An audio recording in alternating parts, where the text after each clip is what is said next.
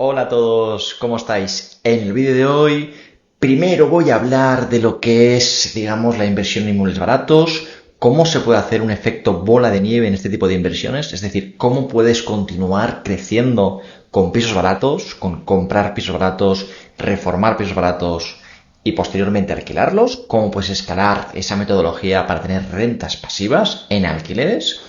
Y después de eso os voy a hablar también sobre 12 pasos que se han de tener muy en cuenta antes de comprar un inmueble. Y esto aplica no solamente a inmuebles baratos, sino a todo tipo de inmuebles en general. Así que nada, empecemos. Primero, vamos a hablar de la gran oportunidad. ¿No? En España, ahora mismo, es más que viable comprar pisos por menos de 30.000 euros y conseguir alquileres de más de 300 euros al mes. Y así zonas rápidas que os pueda decir que vosotros mismos podréis buscar en portales comunes, fáciles, y los encontraréis filtrando por precio bajo. Manresa, Lérida, Tortosa, Amposta, Berga, Valencia, Talavera de la Reina, Almería y Teruel. En Manresa veréis que 30.000 es el perfil mínimo. En Tortosa ya hablamos de 9.000, en Lleida hablamos de 8.000, en Amposta también hablamos de unos 8.000. Manresa aquí sería, y Almería, al igual que Teruel, quizás serían las zonas más premium o los pisos más caros, pero eso no quiere decir que son los que te vayan a dar la rentabilidad, porque a nivel de alquiler te van a dar parecida a las otras. Sí que es verdad que a nivel de patrimonio, de consolidación de patrimonio, son algo mejores. Y aquí os pongo un ejemplo, por ejemplo, en Amposta. Tenemos pues, pisos de 19.000 euros, de 19.900, de 21.000, de 22.000, y luego lo mismo lo llevamos a en alquiler en la misma zona y vemos que son 360 euros, 380 euros, 400 euros, 422 euros, etcétera. Y en cuanto a rentabilidad, pues no, con esta estrategia te estaría hablando de que lo mínimo va a ser a partir de un 10% al año, ¿no? Y considero que se sitúa en el top 1 de altas rentabilidades en cuanto a porcentaje, no en cuanto a capital, obviamente, porque son alquileres baratos, económicos, pero en cuanto a porcentaje, considerando el dinero que hemos invertido total en la inversión, pues ostras, es buenísimo. Y no nos olvidemos también de la ganancia patrimonial que le damos al haber comprado bien de precio y al haber hecho una reforma. No, eso es una maravilla. ¿Qué características tiene la inversión y, por tanto, nos permite esta oportunidad? ¿No? Pues primero de todo nos permite comprar barato. La barrera de entrada, ¿no?, a ser propietario y poder generar rentas es mucho más baja que en otras modalidades de inversión, de pisos de 70.000, de 80.000, de 100.000, y sigue para arriba hasta casi el infinito más allá, ¿no? También nos permite alquilar barato. Eso es algo muy bueno, porque hay mucha demanda de vivienda barata. Pensar que el 40% de la población española es mileurista y este tipo de alquileres permiten reducir las tensiones económicas que existen en la mayoría de personas. Si tú ofreces una vivienda barata, reformadita, bien cuidada y chula, pues oye, yo creo que la gente que vive en el barrio donde tú la vas a ofrecer va a estar agradecida por el mismo precio de irse a tu piso recién reformadito que quizás estar en la vivienda que está ahora descuidada y hecha un desastre. Y luego, pues evidentemente, el mantenimiento es barato. Al tratarse en su mayoría de inmuebles sin ascensor, ¿no?, pues, que es lo que quizás más sube los gastos comunitarios, el IBI también es muy barato. Estamos hablando que un IBI de un piso tipo pueden ser 160 euros al año. El impuesto de basura es barato, entre los 70 y los 120 euros al año. Y la comunidad es barata. Yo la comunidad que menos pago es 30 euros al año y la que más son 45 euros al mes. Y esta de 45 euros al mes es el único piso que tengo con ascensor, para que os hagáis una idea, ¿no?, de la diferencia también. Escalabilidad. Bueno, vamos a hablar ahora de cómo se puede escalar para crecer patrimonialmente e ir sumando rentas, ¿no? Existen muchas formas de escalar. Cada uno tendrá sus opciones, además de financiación, de ahorro, de mil historias, ¿no? Y entonces crecer tu patrimonio, este tipo de activos. Principalmente te voy a enseñar dos que creo que son las más frecuentes o las más razonables, ¿no? La primera, la escalabilidad rápida que llamo yo, es para tu primer inmueble contar con un ahorro y comprarlo con tus ahorros. Entonces compras. Luego procedes a hacer la reforma. Luego lo alquilas. Y una vez lo tienes ya alquilado, comprado y libre de cargas, porque has comprado con tus ahorros, entonces pides una hipoteca sobre ese primer inmueble para comprar tu segundo inmueble. Recuerda que tú ahora has comprado por eso unos 30.000 euros en total, coste total. Pero al haberle hecho la reforma, al haber hecho todo, ese piso ya no vale menos de 30.000 euros o 30.000 euros. Probablemente te pueden llegar a tasar, como me ha ocurrido a mí en el de Manresa, a 70.000 euros. Esta financiación de hipotecas, cuando tú refinancias una vivienda que ya tienes libre de cargas, te van a dar hasta un 60% del valor de tasación. Estamos hablando que pues, un 50% de 70.000 serían 35.000 euros, ya es más que suficiente para proceder a tu siguiente inversión inmobiliaria, ¿no? Entonces, pues continúas con la rueda, comprar, reformar, alquilar y financiar. ¿Por qué? Porque recuerda que este segundo inmueble no carga con ninguna hipoteca, porque la has cargado sobre el primero que ya habías comprado con tus ahorros. Este segundo está libre también. Y vuelves a hacerle lo mismo. Y entonces así es una forma de escalar. Evidentemente puedes compaginar que si en momentos dados no quieres financiar y puedes comprar dos pues con tus ahorros, pues hazlo. O con la mitad de tus ahorros. Esto puedes ir jugando y no hay ningún tipo de problema. Lo importante es pues, hacerlo con una sensatez, ¿no? Y el segundo, pues es una esclavidad más moderada, y quiere decir pues, que quizás aún no cuentas con esos ahorros, pero bueno, te puedes financiar, compras, luego reformas, luego alquilas, y con el alquiler que te permite ahorrar, vas ahorrando y luego pues compras, reformas, alquilas, y así refinancias otra vez, compras, reformas, alquilas, y vas haciendo la rueda para ir escalando y tener más pisitos. Y diversificar, que diversificar es muy bueno, que además estos pisos lo permiten y eso es buenísimo. ¿Qué proceso debes tener en cuenta antes de comprar un inmueble? Pues bueno, más que procesos son una lista de procesos, ¿no? Yo aquí he plasmado los que considero más importantes. Creo que debemos conocer a las inmobiliarias, por tanto os presento los tipos de inmobiliarias que hay. Creo que es muy importante saber cómo trabajan, ya que de esta manera pues, podréis entenderles y podréis negociar mejor. ¿Cuáles son sus comisiones? Eso también es muy importante para saber hasta dónde puedes apretar. Ser un cliente potencial. Creo que te vean como un cliente potencial, como un cliente comprador. Es muy importante porque te harán caso. La visita luego también es súper importante. Hablaremos también de la financiación antes de la compra. Presupuestos de reformas. Hablaremos del blanqueo de capitales. En este caso es sobre todo para pisos de fondos y de bancos, ya que es una condición sine qua non para poder comprar este tipo de activos. Luego la nota simple antes de reservar, siempre la solicito, luego os cuento por qué.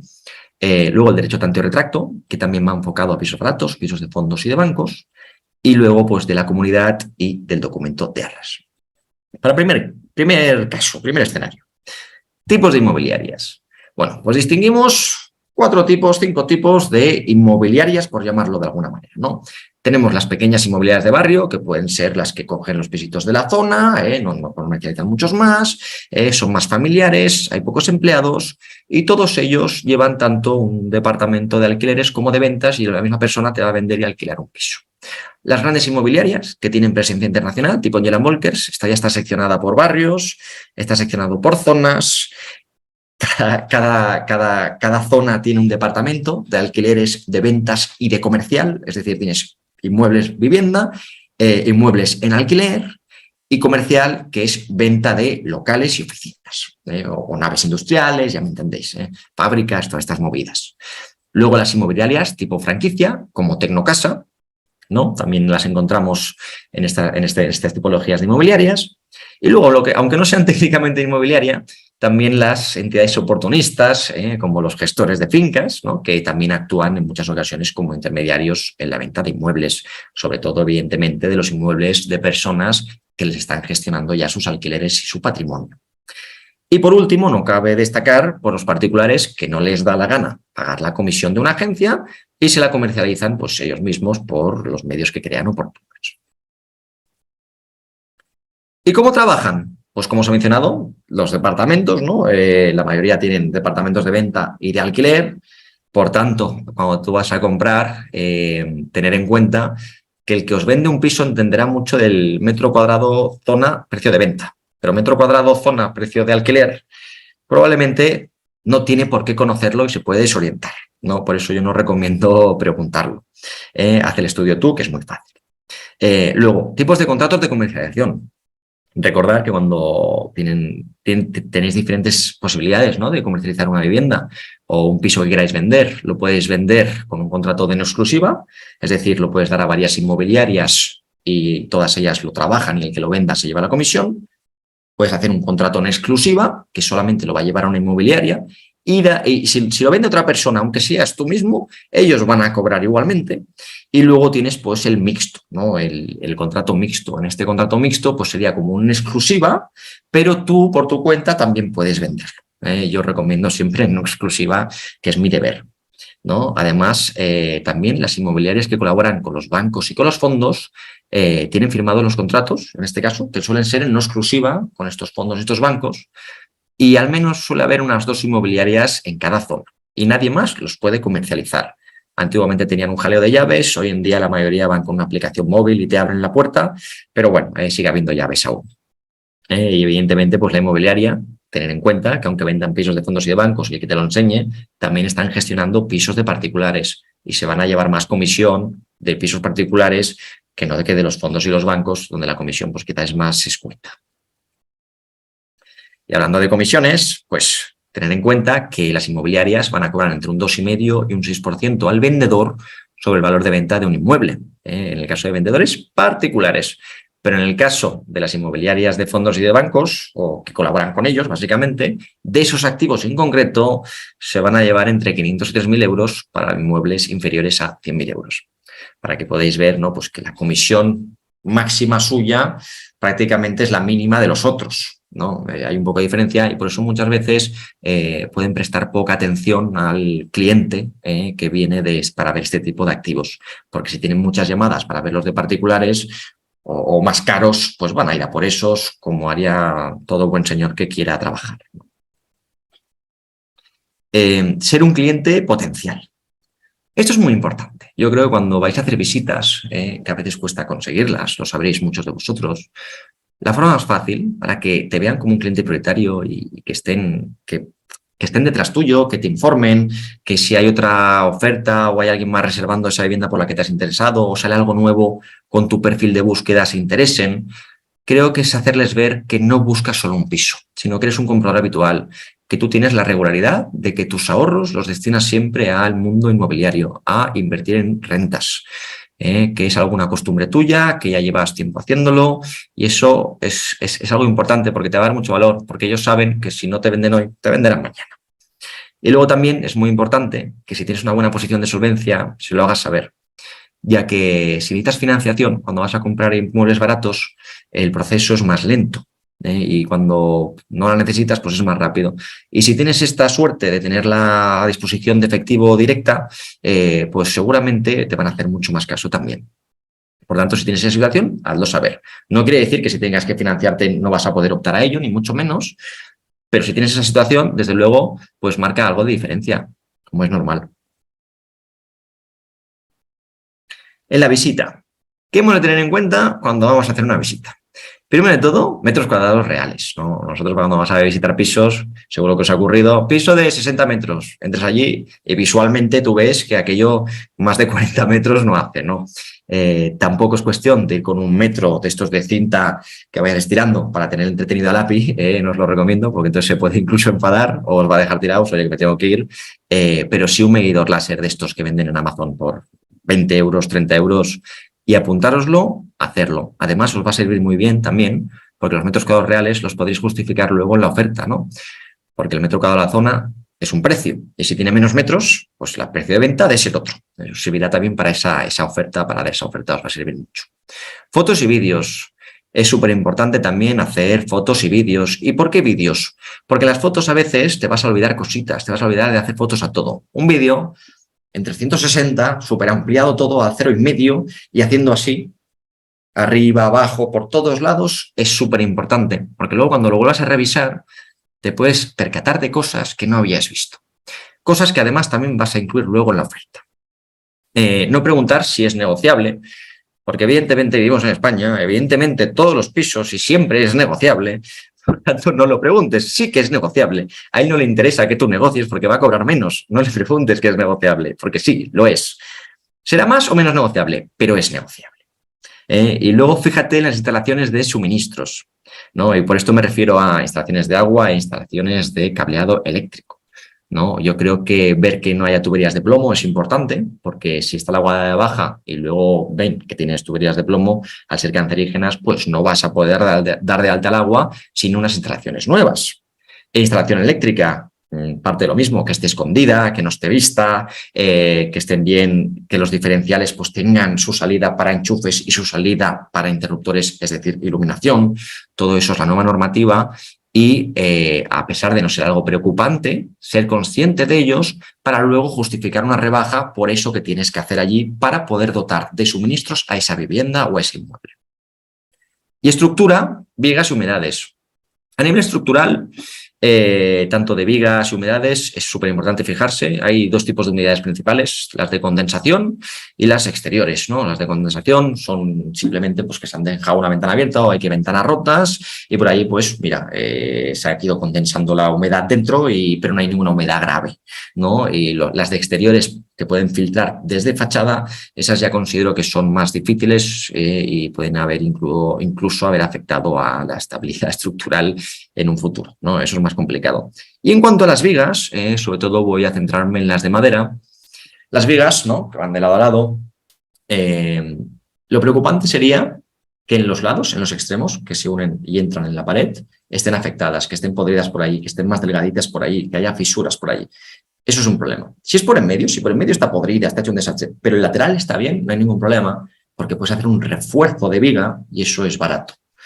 Si por el lado está afectado, tú has de cambiar esa viga entera, ¿no? Entonces ahí ya lo que te compensa, pues claro, cambiar una viga no es moco de pavo y además que ya estás tocando estructura y te vas a obras mayores, ¿no? Entonces ahí ya es más difícil. Vamos a hablar ahora de financiación. Vamos a hacer un repaso importante, ¿no? Por un lado, tenemos las hipotecas y por otro lado, pues tenemos los préstamos personales, como bien sabéis.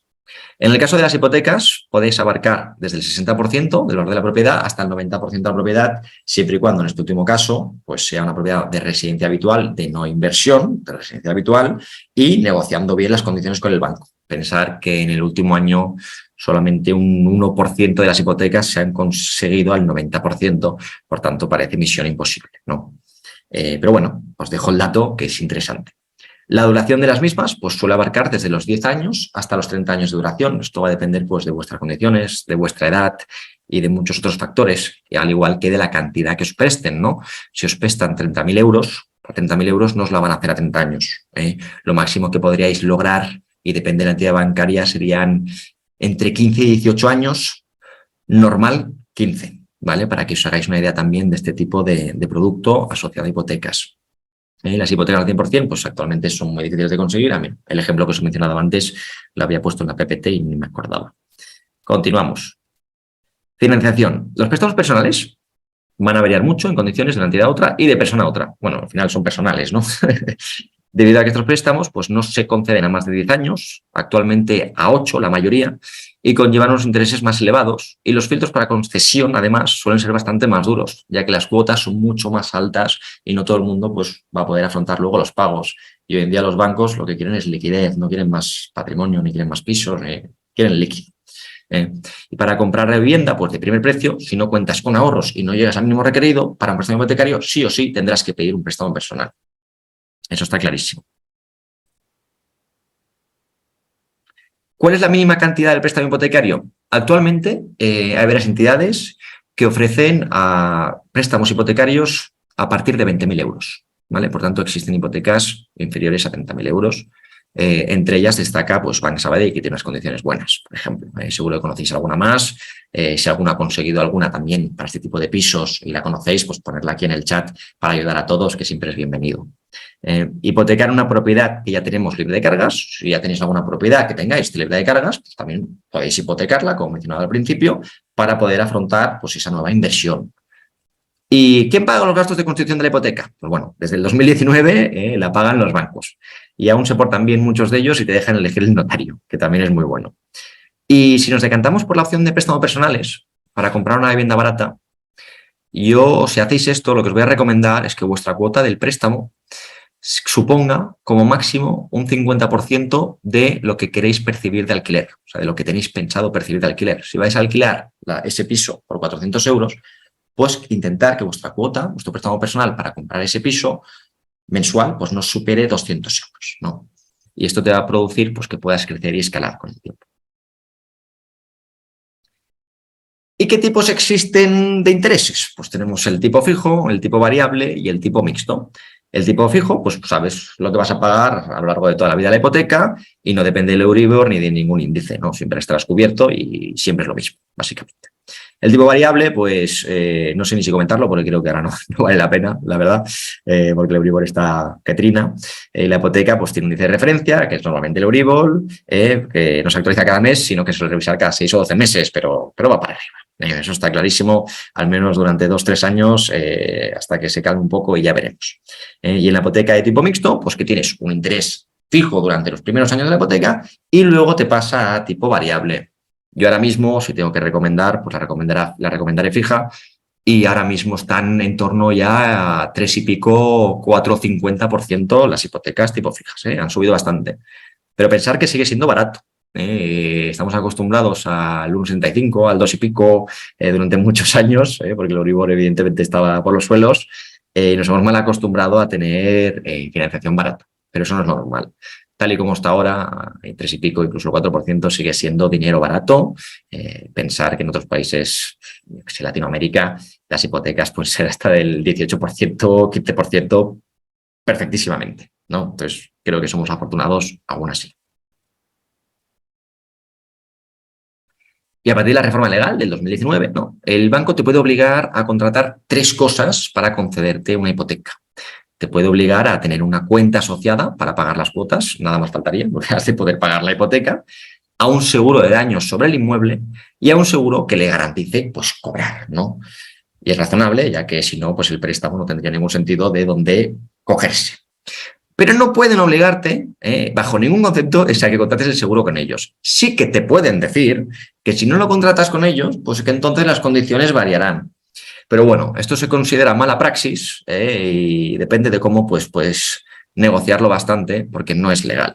Es una mala praxis en toda regla que aplican todos los bancos. Y préstamos entre particulares, no nos olvidemos, habrá gente pues, que tenga la suerte, pues que tenga familia, pues que tenga un capital que pueda prestarle, y en este caso, pues tener en cuenta que hacéis un contrato entre particulares de préstamo particular, tenéis 30 días para declararlo en el modelo 600, no impone impuestos, simplemente hay que notificar a la agencia tributaria de que ese préstamo existe, de que está creado. ¿Y por qué es importante? Porque si lo vas a destinar a comprar un piso de fondo de banco, te van a pedir que hayas presentado este modelo 600. Si no lo has presentado, te van a decir que ese préstamo pues, es una donación en toda regla.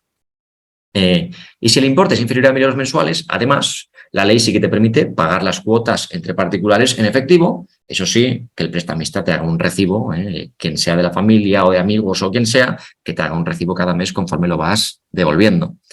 Y el interés que deberéis poner mínimo, siempre recordar que para que cumpla la legalidad, pues ha de ser el interés mínimo del dinero, que actualmente es un 1%.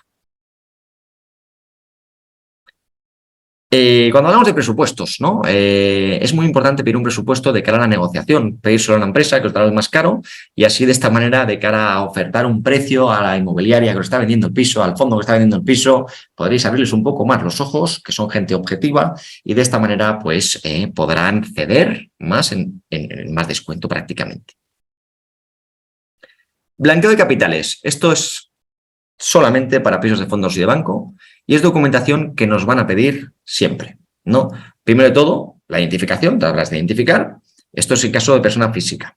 Y el certificado de saldo, ¿no? Conforme tú tienes el dinero suficiente para hacer frente a esa operación y de dónde vienen los fondos. Si vienen de un ahorro, pues te van a pedir pues, las 2 o 3 nóminas recientes o el IRPF presentado ante la agencia tributaria o ambas cosas incluso.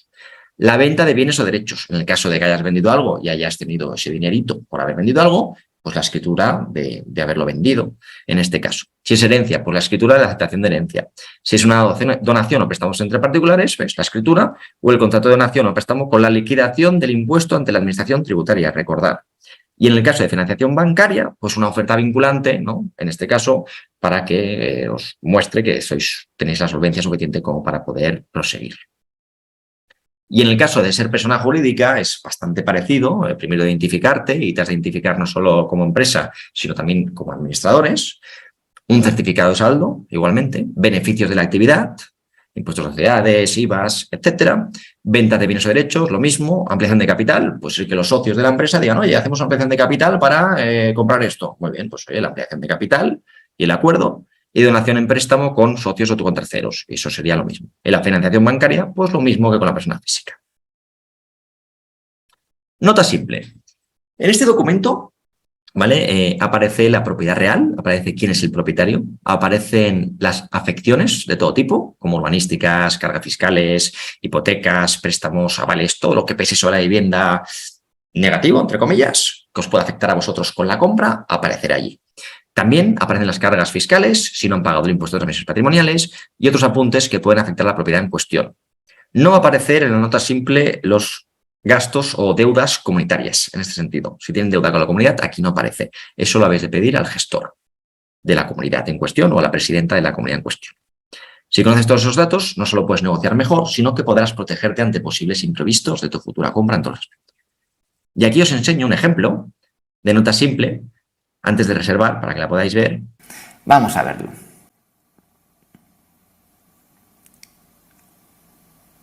Interés legítimo, pues tú decides cuando pides la nota simple, ¿no? Pues ¿por qué quieres la nota simple? Pues en este caso, investigación jurídica sobre el objeto, su titularidad o limitaciones, ¿vale? El tomo, que son los datos registrales de la finca, dónde está, el código registral, la referencia catastral, descripción, 80 enteros, 60 céntimos por ciento, titularidades, Sociedad Privada Municipal Viladecans Mediterránea SL, con CIF, bla, bla, bla. Total de la finca, título de compraventa, notario, pam, pam, población, en qué fecha. Cargas, servidumbre de acueducto para la cómoda conducción de las aguas que proceden de la pieza de tierra. Esto os lo encontraréis mucho, el tema de servidumbre. El servidumbre en cargas no es algo preocupante, simplemente quiere decir que si hay algún problema, porque por allí pasa un conducto de aguas que puedan afectar al resto del edificio o al resto de la comunidad, tendrás que dar acceso sí o sí para poder reparar esa situación, en el caso de que se dé la situación, obviamente. Pero esto no es ningún impedimento para comprar la servidumbre de paso, al final no hay ningún problema. Siempre y cuando sea por, como en este caso, ¿no? Aguas, etcétera. Si es porque hay un terreno o algo así, cuidado, porque entonces no podrás vallar el terreno, eso hay que tenerlo en cuenta. Pero cuando hablamos de inmuebles y de pisos o de locales, generalmente es porque por allí pasa una tubería general que puede afectar a toda la calle y entonces pues tendrás que dar acceso. Régimen de propiedad horizontal, afección fiscal por pago de 5 años, por pago de ITP y actos jurídicos documentados. Afección fiscal, ¿ves? Y lo van actualizando, ¿ves? 2012, 2014, 2014, para que no pasen los 4 años.